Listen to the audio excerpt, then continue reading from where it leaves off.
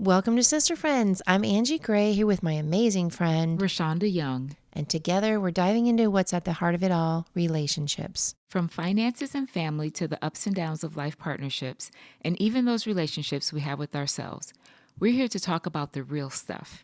We're not shying away from the hard conversations, we're leaning into them because we believe that when we start talking, we start understanding. And when we understand, we grow in empathy, compassion, and connection. So grab a seat, grab a friend, and let's get into it. Hi, everybody. I'm Angie Gray. And I'm Rashonda Young. And we are Sister Friends.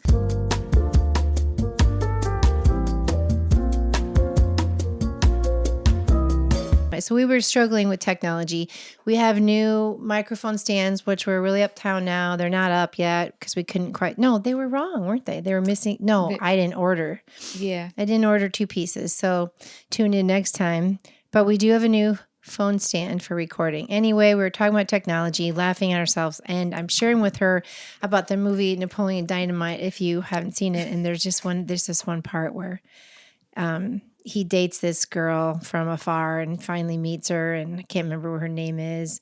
And he loves technology, and he makes up, because they both love technology, and he makes up this story about technology. I'm not going to sing it for you because it's dumb. It's really dumb, but you should watch it. Anywho, it makes me feel better. Okay, hi. Hi, okay. So breathe. Yeah. It's been a crazy morning, day. It has been quite the morning. Yeah. Well, it's afternoon now, and I haven't even checked my emails. That's what you said. Yeah. It actually, you know what's been happening to me lately is I get up and everything is going really good, and I'm feeling really grateful. I'm like, oh my gosh, this is so great. And, getting my cold plunging in and my meditation and feeling good. And it's all really is true and it's good. Mm-hmm. That's the truth. Yeah. And then speaking of technology, that is usually what trips me up. Like I was trying to do this DocuSign thing today for a contract, and it just wasn't working. And I had to end up taking like an extra 30 minutes, which is why I called you and said, hey, I hope you're running late, because I am. Right. But it's usually technology. And then I have to be like, oh, and I swear. I talk to myself a lot. I'm here by myself a lot. So I'm like, truth be told, I pretty F-bomb-y a lot to myself. And then I'm like, I'm sorry. Oh God, I'm sorry. Hilarious. Not really. I mean, so here we are today, and I'm feeling less stressed. We are here. We're doing it, and we love this. We do love this. We do. So happiness. High five. High five. Okay. Tell us what we're talking about today. Yeah, so we are talking about caregiving. Yes. Yeah. That's a good one. Been talking about that. Yesterday, we were talking about some of the topics.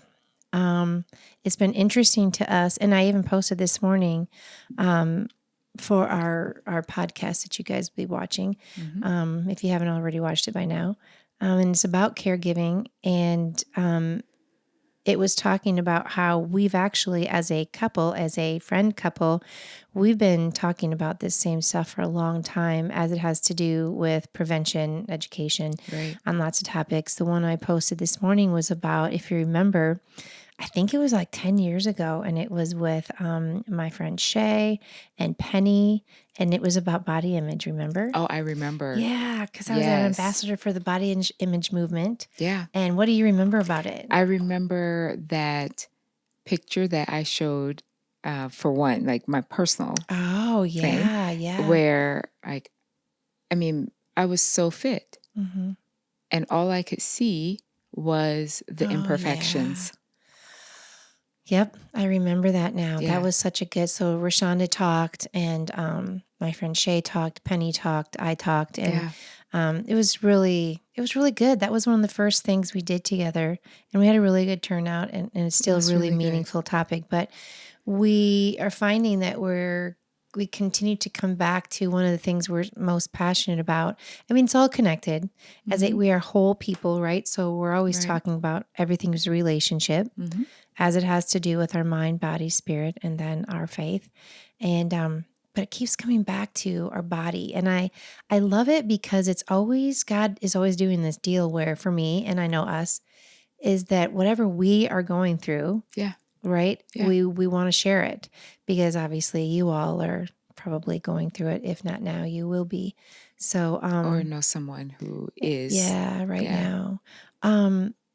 So anyway, yeah, you go because I think you were going to talk to us about what we listened to. Well, yeah, the caregiving. But Yeah. when you said like it all comes back to our bodies. Yeah. If we are out of balance emotionally, Yep. our bodies feel it. Yep. If we are out of balance spiritually in our relationships with people, our bodies feel it. Yep. And then, of course, if we are not fueling our bodies well, if we're not sleeping well, our bodies feel it.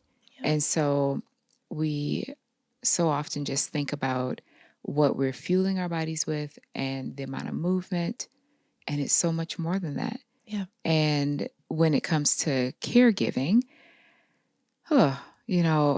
caregivers, whether you are in that sandwich generation of having, teenage-ish children. Is that me? Am I sandwiched right now? You're kind of, you're still kind of there. I really did that to myself with 2 batches of kids. Yeah. I think I'm going to be sandwichy for a long Yeah, time. yeah, you're still right? Because I have older parents. Yep.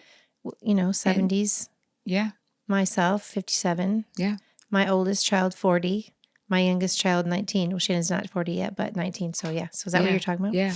Mm-hmm. So you're still, in that mode of, caring for your teenager who's, now in college but still at home. Mm-hmm. And then you care for your mom.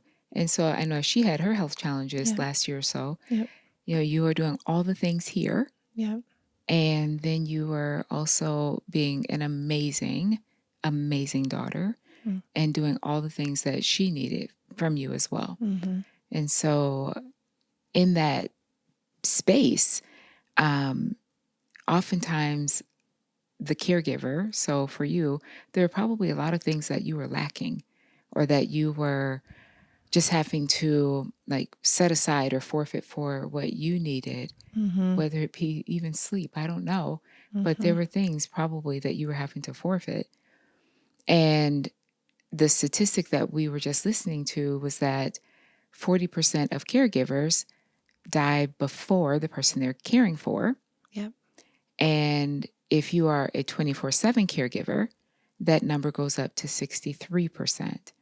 And generally speaking, a 24/7 caregiver is often the woman. Yeah. Now, I'm also thinking about my uncle who has been caring for my aunt who had a stroke. She had a massive stroke in 2019. I think it was 2019.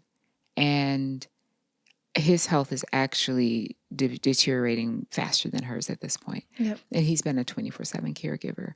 And so it's hard to watch. But yeah, it's the thing that we don't think about. I mean, we know that the person we love needs us. So what do you do? Yeah. And we talked about that last week with one of the gals that I'm coaching, and she is, 42 years old. 4 years ago, she had to quit her corporate job. She had to quit everything, move her mom they both moved, and moving her mom into the home with her. She has someone that lives with her, a family member that is, a warm body, all those things. But just to find the quality of care to help, it's right. Literally, and so for her, she has the support. I'm grateful that I can be there. But what I feel like, why we want to talk about this today is to give you all tips, just to first of all tell you that you're not alone, to share all the stories that we're familiar with, give you any information that we have that are resources that we can lead you to talk about the resources that we know, the tips and tips how to care for. Most of these people are that I'm talking about, the ones I'm familiar with, have a form of dementia. And so what are some tips to help you better care for your aging parent or spouse as you're entering the disease, like you're just beginning the disease and into the disease and well into the disease? And then, we want to start talking about how do you take care of yourself because of the statistics like Rashonda just shared. We have to start now, because we will be a very, very fortunate person if it's not yourself or someone else that you know or love. Yeah. That doesn't end up with a disease. And we are powerful beings to prevent those things from happening to us, both on the caregiver side and even getting dementia at all. So what was the other thing? Oh, so this sort of tied to, so we're listening to a couple of things today as we're sort of open ourselves up, and we're always like, we pray like, okay, what should we talk about? And it's fun because it always comes back to what, like we said, something that we're experiencing in our life. And lately it has really, really been about our own health journeys. Yeah. You with your diagnosis. And I'll share a little bit today about my hip and that experience. So one of the other videos that we talked about was about menopause. So let's just talk a little bit about that. As the larger percentage of caregivers are women, I absolutely know there are men that are amazing caregivers and are also struggling as well. But as women, to understand that to be able to go through the inevitable change of menopause and do it with grace and with the least amount of challenges to prevent any kind of degenerative disease, and specifically as we're talking today about dementia, we want to know how to prepare your body now to receive the changes that aren't bad. They're not bad. What's happened, and I think why we have such a negative thought about it is we've certainly been uneducated, and that is why. But once you can be empowered with some of these tools, sooner than later, now, we're both experiencing like frustration. We're like, what? Yeah. So when we heard that this morning, I said, Rashonda, so I had her listen to what I had heard about the percentage, and she listened, and I said, well, I don't want to make people afraid. It's not like we want to have everyone be afraid. And you said, it's really not about people being afraid. I mean, it's just reality. Yeah, she goes, it's just reality. And I go, I know, but that's also why it sucks, because our reality has been, we haven't known. And we don't talk about the things. So I know for myself, when we talked about this, that as I was going through perimenopause, I didn't even, when I heard the word, I'm like, I don't even know what that is. God, what in the world? What is that? Because one of my, the PAs that I was going to had said, I don't know, I was probably maybe 40. And she's like, oh yeah, you're in perimenopause. And I'm like, and that is like, all I know is either you are menopausal or you're not, and so just even understanding that. But then for myself, I always had so many hormonal imbalances, but nobody ever talked about them.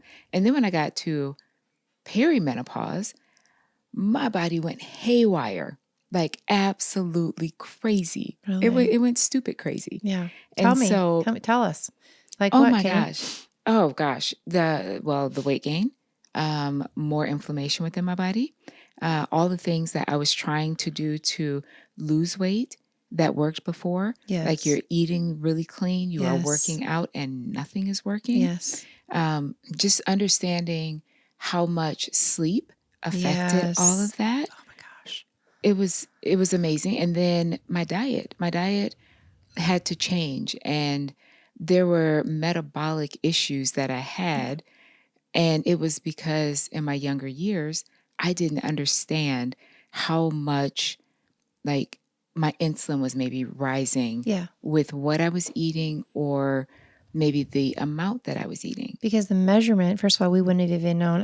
I don't know if you would have. I was fortunate to learn about this stuff way early on. I was like 27 when I started to learn about prevention education, insulin resistance, how your gut health, brain health, all that stuff, which is pretty, I think I am so grateful for that. Yes. I mean, at such a young age, but also even before that, or those of us that don't have that, situation or that life experience, we don't know what that means. Your blood sugars, your insulin and sensitivity. We don't know. We measure that by our weight. We measure that. Yes. By our weight. By our weight. Yeah. And so much more. And even when we go to the doctor, and we don't know if we're insulin resistant, because in a basic metabolic panel, the blood panel that they run, there is nothing that tells you what your fasting insulin level is.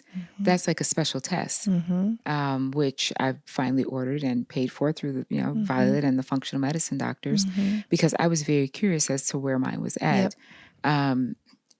Glucose, we see that, but then I had never seen on any of my blood work my A1C.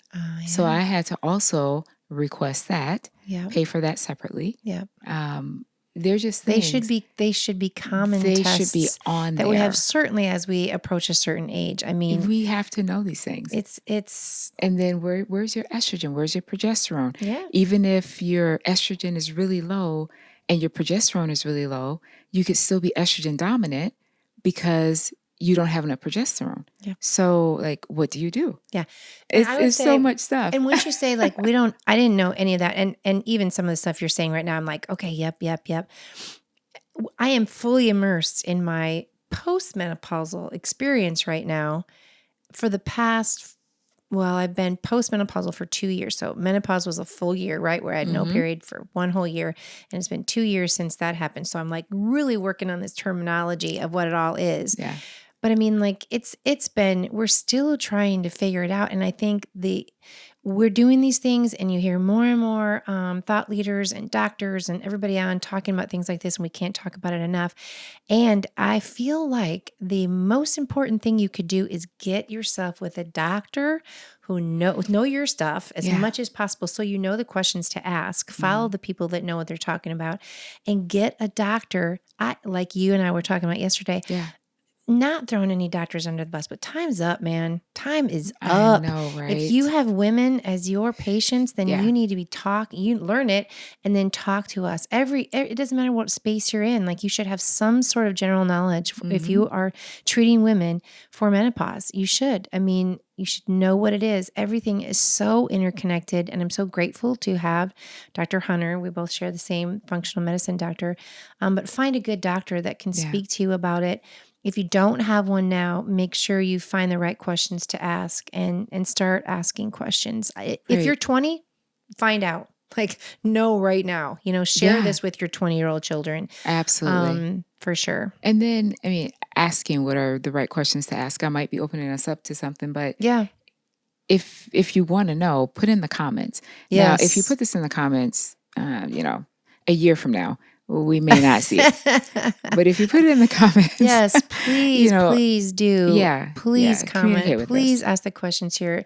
That's why we're doing this, is because we want to share the truth as we know it. We don't know everything, but you're on this journey with us. What are some of the things that we've experienced a lot? Yeah, we have. Yeah. And so going back to being a caregiver, like, yes, actually, I've been a caregiver my whole life, right? You've been a caregiver your whole life. Yeah. Caring for your nephews, being part of your community, our children, we give so much of ourselves, and we don't realize, especially when we're younger, the changes that are happening to our bodies. We were privy to and blessed enough to have information at an early age. And I am grateful that I really did. I mean, there were certainly times in my life where you don't really get how important it is. Early on, it's about how I look. Do I have belly fat? Really simple things that I knew as were indicators. But as I've gotten older, understanding the importance of my brain health over the last 15 years, really focusing on brain health as it has to do with my gut health, all of that stuff is so important, that will lead you to a better experience in menopause. Yes. That helps you along the way as your everyday mom, aunt, caregiver, the regular life, extraordinary things we do as women. And then as we age, and we're not always aware of all the changes because most of us aren't doctors, but to just understand that it is so connected. So the decisions you make now and every day affect us later. And they do. 50 years old and up, you start going, oh shit, now I wish I would have listened to that. Right. Now I would have. Or I wish somebody would have said that. Yes. Yes. Because I think for myself, it wasn't even not listening. It was that's very, very important point. Yeah. We were trying. So, and so not for anybody to feel too bad, and we're not feeling bad. I'm working through some frustration. It's fine. But here's where my frustration, and we'll segue into sharing my own experience with this and how important it is knowing that my parents, Todd's set of parents, my mom and her husband, Greg, are in, Todd's parents are like 82 and 83. My mom is 78. I'm 57, about to be 58. And I still have kids, and we have grandkids, and we want to be here a long time. So I've known all these things. Like you said, we've done like many, many things to try to be aware and try to stay informed, and very much about prevention as a teacher of this for a long time. Yeah. And here I am because I can't blame it all on this, but I feel like a lot of it is because I was unaware and did not have information and didn't even know the questions to ask. I find myself now over the last, well, first of all, I had frozen shoulder. We've maybe mentioned that before. 3 years ago, I had frozen shoulder and it was like, how did I get this? I don't remember doing anything extra strenuous. I've always lifted weights, but didn't do anything super strenuous. But had that, come to find that out, that is a huge, something that many, many menopausal women go through, all having to do with your low estrogen. Yep. And then now 2 years ago, started experiencing hip pain. Yes, I was a runner for many, many years. And the reason I stopped actually was 2 years ago, 3 years ago, when it all started, was because I started to have tightness in my hips. And it was just, I didn't want to run anymore. But anyway, so now end of the story is I have a hip impingement.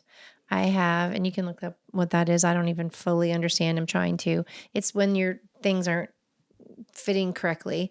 I have a posterior and anterior labral tear. So in my butt and towards my crotch area. And then moderate arthritis. Is that from childbirth? They don't really know. Wear and tear. I had a 1,200-pound horse fall over the top of me 15 years ago, where I have a scar from the horn of the saddle. I was doing some training. All my kids were watching in our round pen, and my horse went up over the back of me. Not his fault, my fault, but I went over and he came right up on the top of me and right towards my grill parts, like an inch away. If that, I have a scar with the stitching of the saddle horn. Holy cow. Like literally 1 inch inward more, and it would have crushed my pelvis, or I would have just bled out. But so weird. So anyway, I had all my kids around me. So speaking of, I'm pretty proud. Not actually, I am proud and I'm not proud. Showing just what the resilience women have. Like I was like, oh shit, my kids just saw. Oh, that makes me emotional actually right now. My kids just saw this horse go over the top of me. My kids, we had like 3 or 4 of the kids and Todd, and because it was a fun moment. And then the other part of that is, my head smacked the ground and I was so close to this big boulder. So many things in that situation, but I knew it was so scary for the kids. So I popped up and I just walked out of the round pen and I'm like, oh, I'm okay, guys. I'm okay. And never went to the doctor. Oh, you didn't? What is happening? No. And honestly, I just remembered that this even happened as I've been going through this stuff with my ortho doctor for the past 2 years. I never even mentioned. But you know what? Actually, he says at this point, who's to say? Who's to say if it was that, if it's running for 20 years, if it's, giving birth 7 times. I don't know. I have no idea. Combination of all the things, whatever. And, and then my work changed. I was sitting a lot.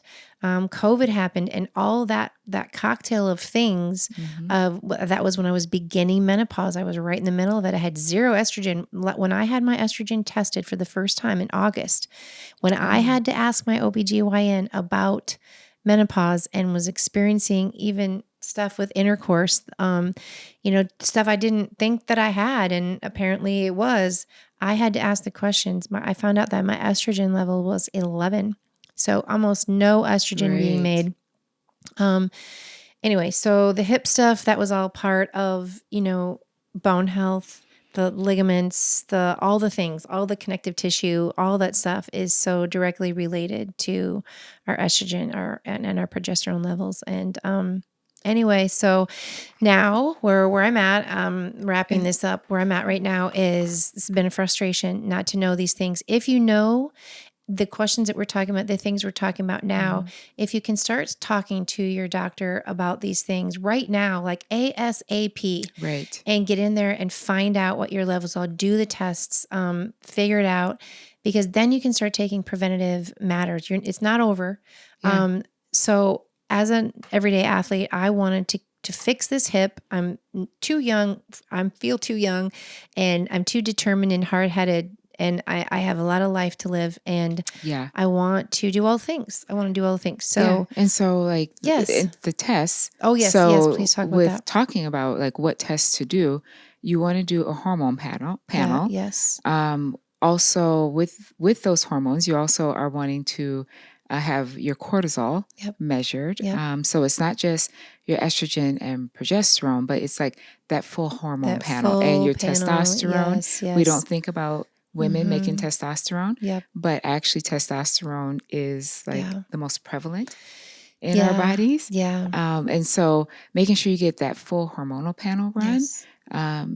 asking for like, what is my A1C? Mhm. What is my fasting insulin? Yeah. Not just my fasting glucose, because a low fasting glucose could mean that your body is spitting out so much insulin, Mhm. and your pancreas is working way too hard to keep your glucose in check. Yep. And so, just asking for these specific tests that are not run in a basic metabolic panel. And please put your questions in there. Thank you so much for getting detailed, because we'll do our best. If you have questions, please put them in there. We'll help you the best that we can to work through them, give you the answers that we have, and direction. But like you're saying, it's all connected. And it was interesting to look back at stuff that I had, labs I had been drawn like in 2021 that were part of the full panel that I did recently for menopausal stuff and just as a woman. But it's interesting to see where I was at in life through my menopause journey, the way I was eating, because for a full year I ate vegan. I wonder how, just so many things connected. But thank you for doing that. And please put questions in the comments. And the test that I took, I don't know which one you did, but my friend Dr. Michelle Clark suggested I take the Dutch test. Yes. And any good doctor that's a woman should be able to get that test for you. For sure. I had to pay for that out of the pocket. I did too. Yep. It was $500, but now I have a baseline. And now. And like, okay, so my estrogen is a little high, or maybe it's not, or maybe my progesterone needs to be bumped up. So then you can talk with your doctor about, okay, what do I do to fix this? Yes. Is it supplements? Is it nutrition? What is it? And then that cortisol, which is related to our stress levels, and bringing it back to caregiving. Yes. And the stress that you're under, whether you know it or not. Your body is feeling a level of stress if you are not actively doing something to combat it. Yes. And so, like, really making sure that you're keeping your stress in check. That was one of my downfalls. I was not keeping my stress in check. What were all the good things you were doing? So again, bringing it back to sharing some experiences as women, as caregivers, as women that are approaching, we're all aging every day. But talk to me about the things that you were doing and coming back to stress, because that was for you, it was a cocktail of things, but that was a pretty biggie. Yeah, it was a cocktail. I mean, one, I was working a lot. Yeah. Now, if it's just that I'm working, that's one thing. But then, like we've talked about before, then Will passes unexpectedly. And then my mom gets sick 3 days later and is right back in the same hospital. And then my dad gets sick and is diagnosed with cancer a month later. And then, it's back and forth to appointments and to Iowa City, an hour and a half or so drive, and pushing, literally sometimes having 2 of them in wheelchairs that are being pushed through the halls of Iowa City at the University of Iowa Hospital. And it's just And you're survival still mode. working. And it's just You're still survival mode working. because you can't see a way out. And that happens, though. It does happen. And I needed to be, though, more conscious of go to sleep. Like when you get home, go to sleep. If you need to back off of work a little bit, I mean, I get it. It's at this point, it's a single income household, but you might have to back off because you're going to end up paying later if you don't. Yes. And with all of that, and then, the last 6 weeks of my dad's life, them doing hospice care in my home. And, it was like full time. During the day, I'm upstairs working. And then I'm coming down whenever I get a break. I'm helping to do laundry because there was extra laundry because, like there was all the things. And then I'm back upstairs working. And then at night around 7:30, 8 o'clock or whatever time, by 8 for sure, when my mom is going to sleep, then it's my shift. Yeah. And with him having sundown dementia, he kept me up so many nights, and so, and I'm sleeping in a recliner just to make sure he's okay and watching him.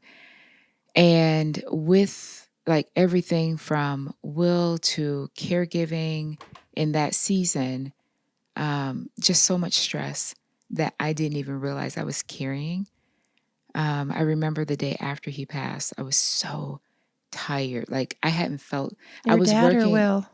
after my dad. Mm-hmm. Because after Will passed, I didn't have time to slow down. I didn't feel like it just kept going. And after my dad passed, I was exhausted. I didn't know I was that tired. And I still remember that day thinking, oh my gosh, I don't even think I can do anything. Like my body, all the adrenaline stopped and I was exhausted. And I hadn't had time to really grieve. Yeah. And then I'm going through perimenopause. Yep. And all the stress that I'm going under or dealing with was making things so much worse. Your physical body stress that you were unaware of happening, and then the external stuff that was happening. And do you know what I want to ask you? Yes, the emotional things. So the whole person unbalanced, and actually that time everything. My eating was great. Okay. Yeah. No, I never stopped with the eating. I would not eat any processed food or junk. Right. None of that. It was everything else. Yeah. I was still exercising. I mean, doing a lot of good things. I'm doing a lot of good things to try to combat, but it's not all the right things, And so with that, because you had said when you were with me, I think in Iowa City, like, how did you not know that was a symptom of breast cancer? What? How did you know? It was a discharge. But it was like my body was discharging everything. Like I didn't know, Okay. But thankfully, I mean, it was, correcting itself and it didn't stop. Thank God. Yes. But I was going through so much. I didn't have lumps or anything that I felt that, there was nothing like that. Yeah. So that one symptom, which I feel like maybe was the only symptom, maybe. Yeah. But because between perimenopause, you are just exhausted. You're not paying attention. There were other. So I want to just pause you because I don't want to be disrespectful to the story. There's a part of it that I know that you and I have touched on. And I think it brings what we're talking about together really nicely. So preparing or supporting caregivers as women, taking care of ourselves, starting now, knowing as a woman, specifically as a woman, the things to look for, the questions to ask, to know that you are worthy to, and specifically talking about stress right now, because, so she's a perfect example. And we all are. We all are. Okay, so what I know about you, though, is you were doing all the right things. Let's go pre-Will, okay? So I'm going to explain. Will was Rashana's boyfriend, for a long time. And he is missed. And before Will's death, when I knew you, pre any of even knowing about Will or anything, like when we first met, what we loved about each other is we were entrepreneurs. We were go-getters. We wanted to serve people. We wanted to make an impact in the world. We knew that we know that we have something in us, and we want to be responsible with that gift and give it back. And you are extraordinary. And you have accomplished so much. I mean, if we made a list, way back when we did one of our first podcasts, I sat here with mouth dropped because I hardly knew the things. I knew, but I didn't know all of them. So the point is stress. If there's one thing that you didn't take care of, you thought maybe you were taking care of, but I wonder you know what? Like you were doing the best you could, but what would it be the one thing? I know it's stress, but what would have been the one thing if you can even think of it now?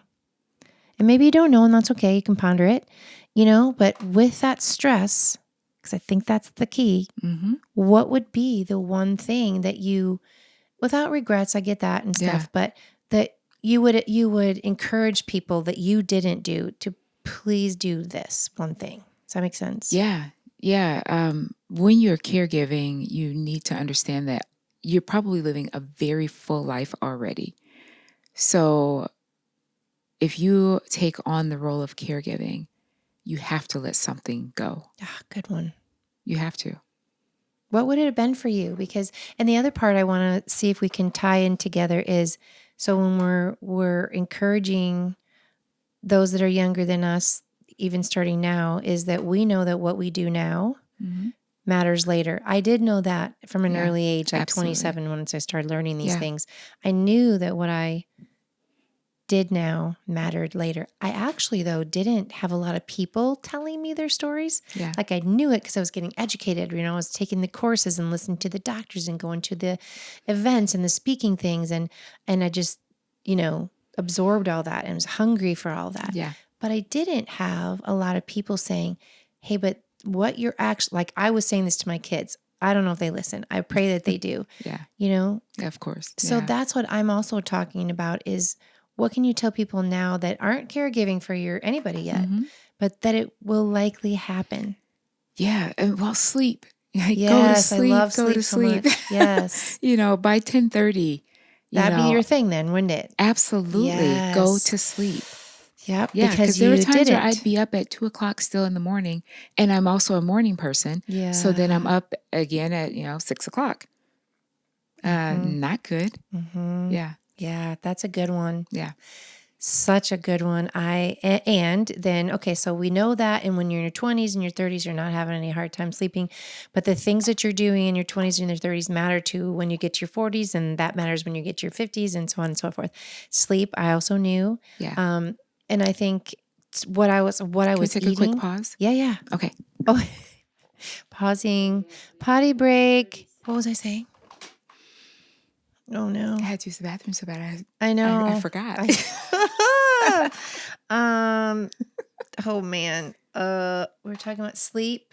Oh, I don't know how she's going to put this together, but okay. 20s, 30s. I was sleeping from 2 to 6, and when you're younger, you don't have trouble sleeping. I didn't have trouble sleeping. I just wouldn't go to sleep. Oh, that's right. Yeah, you wouldn't. And yeah. Yeah, it wasn't that I had trouble sleeping. Yeah. There was just always one more thing. Yeah, always. I would sit up on my computer, and literally I have ended up in the chiropractor multiple times because I would fall asleep sitting up, and then I almost tip over in the chair, and then your body catches itself, and I throw my neck or back out, right? Really? Multiple times. How dumb is that? Just go to sleep. Just go to sleep. I would stay up so late, my eyes would just burn. They'd just be feel like they're actually bulging out of my face. No, right? It doesn't. But I think this is good to say because this is what we do, and it's not terrible. It's just we need to know that, okay, yep, let that happen sometimes, but it's not worth. It's not, but I get it. Very rarely let that happen. I was doing it all the time. But very, very rarely let that happen. Yeah. For me, I did that too, but a lot of it for me started when I was unknowingly going through menopause. And so I'd always been a light sleeper because of the kids, would wake up and I'd have to go take care of them or whatever. So always a light sleeper. So I might, wake up and then not be able to get back to sleep. But then now, just knowing the things we know now about, magnesium and just activity, just all the things has been so important. So I'm glad that you answered that question about stress, which would have been things that you would encourage your former self to do differently. And those of you that are listening is to really, really prioritize sleep. And we are going to have a sleep expert on, a friend of mine. Her name is Morgan, and she'll be one of our guests soon. And so she's actually a sleep coach. And so I'm excited to have her on here soon. Great. So I guess our message for today, I wanted to finish before we finish up. Can I finish telling where I'm at with my hip? Because I know that I found out yesterday from the radiologist that that's one of the things they do the most. I had a cortisone shot yesterday, and it's been a journey because I don't want to do it. I had one back in the middle of October, when I was just having excruciating pain, and I just really didn't know what else to do. I was just starting to learn about menopausal things. I have been on hormone replacement therapy, which I got from my regular OBGYN when I first visited with her about all this. Would have been in August of last year. First time at 57 years old that I said anything or anyone had said anything to me about menopause. And I, at that point, had been no period for a year or a year and a half or something like that. Yeah. Anywho, so I asked about it. It may have been my perception, but either way, we started on estradiol, which is a estrogen patch, and then oral progesterone, a low dose to see where we're at. Okay, so it was just a tough decision, but I was in a lot of pain. I knew I needed to do it. I did it. It only lasted for 2 months, the cortisone shot. It was pretty painful to get it, but after 3 days, I was good to go. Okay. So then progressively it started to get worse. All the while I'm learning more about menopause and the things that I need to do to strengthen my bones, to prevent further deterioration, to have my brain be healthy, to have my gut be healthy. The hormone test that we did, the Dutch test, I still haven't been able to actually follow up with my new doctor, Dr. Violet Hunter. We don't get to, because she's so busy, but don't keep that from trying to get into her. April 15th, I have my next appointment with her to go over that. So all of this cocktail of things, okay? Yeah. Trying to work out, so when I got my first cortisone shot, I was like, yes. So I got back into, I'd already been lifting and doing the walking as much as I humanly could or possible. And then I started lifting more and I was feeling good and my strength came back, which is one thing I do want to share with y'all as women. Even if you have never lifted before, you will, if you start, you will gain your strength back so quickly. Body composition, if that's interesting to you, that takes a little bit longer, but it will happen. So, with all those changes of what our body used to look like with what it looks like now, just loving your body for number one and learning to love it the new way it looks. But anyway, so all these things were happening and I had to make a decision on whether or not to go ahead and have a second cortisone shot because it was really after building up all that strength, it started to go away again. Cortisone is not great. It can deteriorate things further. It messes with your cortisol levels. It really can do a number on many, many things. That being said, I had to choose. And for me, it was the next best step as I hope to get into a hip restoration or preservation program at either Mayo Clinic or Iowa City. So I wanted to catch everybody up on that because we are all at different places maybe in our journey with menopause or not yet there or preparing because right now you are preparing for these changes to come. Yeah. And, there's no necessarily perfect answer that we can share. But I wanted to be transparent about that. You've been so transparent about your journey and where you're at. And I hope me sharing my hip stuff helps. I got it yesterday. It's pretty sore right now. I probably would be more fidgety had I not had it yesterday, but in about 2 days, it'll start to be better. So doing physical therapy, doing all the things. Oh, so the one other thing let's talk about before we let everyone go. We're encouraging you. You are caregivers likely now in some capacity in your life. And you will right now, you're preparing for being a caregiver later in your life in some way for a spouse, a partner, a child, a parent, to take care of yourself. It matters what you do. It's all in balance, mind, body, and spirit. Yeah. We listened to another one that was talking about there's 4 things for menopausal women to do. And I'm going to not remember all 4 because I'm under pressure right now, but here they are that as I remember them. Lifting heavy, lift heavy. So right now the heaviest I'm lifting is 50 pounds for, and I could do more, but because of my hip, I have to be very careful. So for is it like squats or deadlifts? No, deadlifts. Thank you. Okay. Oh, P.S. We have our fly deciding to come out of hibernation. Yeah. And then for mine, it just kind of depends. Some days I will do 90 for, if I'm doing higher reps. If I'm doing lower reps, I'll do the one. I do Heavier, yeah. 130. Yes. Oh, I'm so jelly. I So, know I can get there. so I can get there. I know I can. absolutely. But you see, this is a really good comparison. What at 50 pounds for me, absolutely can do more than that. And that's shocking to probably some people, but to even tell my mom, you can be lifting 50 pounds. Right. And it doesn't take long to get there. You don't have to be doing deep squats to do those kinds of things. So it was lifting heavy, and then it was jump training. Thank you. And what I loved about what we heard today, I think people go, oh, what is jump training? It can be anything that is impacting your bones. It's like, to build the bone density. So like it could be running up your stairs, or if you can't run, then you go as quick as you can, or you're just even walking, begin with walking up and down stairs. Yep. She even says to jump in place 20 times, do it once a day. Other things you can do are like little jump routines, just jumping forward, little jumps 20 times and then coming back. What else was there? So it was jump training, lifting heavy. There's 4 things, and then 4 rounds of whatever you do. So 4 rounds of going up the stairs, 4 rounds of jump training. What was the other 2? Was protein one of them? Your protein is like for your weight. It's like, isn't it like a gram per pound? Or am I wrong? Like, I think it's somewhere between 0.7 to 1 gram per pound. A minimum of 100 grams of ideal body weight. Yes, of ideal body weight. Yeah. Yeah, that wasn't one of them. But anyway, I will link her. I will link this video under here so I can remember. Good. But the 2 that have really been the most important for me to learn right now to improve what I'm working with, and to prevent further things. And we're talking about brain health a lot here too, with dementia and being, fully ourselves and being able to have the abundance in life, is the weight training. I can't say that enough. And if you've never done it, it's never too late to start. Right. Okay. So anything else that we want to say? We do want you to subscribe. Please subscribe. We're having so much fun. Subscribe. Rashonda and I are both getting comments from people texting us personally, and that's awesome. Please keep doing that if you have our numbers. But other than that, comment. We love it. Ask any questions that you have. Yeah. Subscribe. Send this to your girls that you love. Send it to your mom, your aunts, your daughters.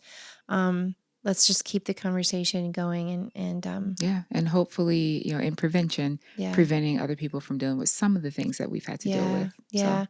And then lastly, I think the caregivers, I know so many people that are caregiving right now, and community is how we heal. We're not intended to do any of this alone. We're intended to be in relationship.